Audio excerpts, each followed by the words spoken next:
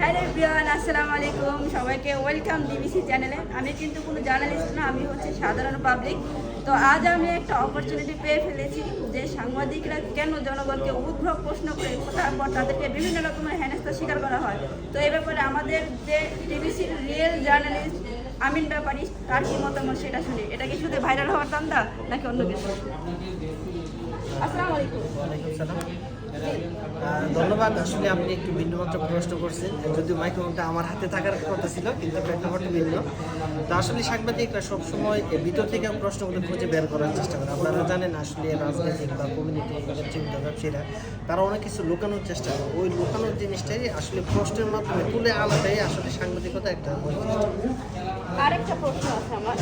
আচ্ছা, নায়ক নায়িকারা যখন কোনো মুভি করে কিংবা কোনো ফিল্ম করছে, হয়তো বা আমরা তাদের সেই তাদের যে কাজ সেটা নিয়ে আমরা তাদের প্রশ্ন করতে পারি, মুভি সম্পর্কে প্রশ্ন করে। কিন্তু আপনার বাচ্চা কয়টা, বাচ্চা কী খেতে পছন্দ করে, আপনার বাসার কাজের লোক আজ কী রান্না করেছে, হাঁসের মাংস ভুনা হয়েছে কি হয় নাই, সেটা কি সিদ্ধ বেশি হয়েছে না কম হয়েছে, এইটা কোন ধরনের প্রশ্ন? আপনি জানবেন যে এখন সাংবাদিকের যে ভুয়া সাংবাদিকের সংখ্যাটা বেশি। আপনি দেখেন কোনো স্যাটেলাইট টেলিভিশন বা মূল দ্বারা যে পত্রিকাগুলো তারা কিন্তু করে, এগুলো হচ্ছে বইফোর কিছু ফেসবুক ইউটিউব চ্যানেল আছে, তারা মূলত আসলে এগুলো করে। আপনি অফিসিয়ালি যে ভেরিফাইড পেজগুলো বা সরকার কর্তৃক যে অনুমোদিত চ্যানেলগুলো, এইগুলোতে আসলে হয় না।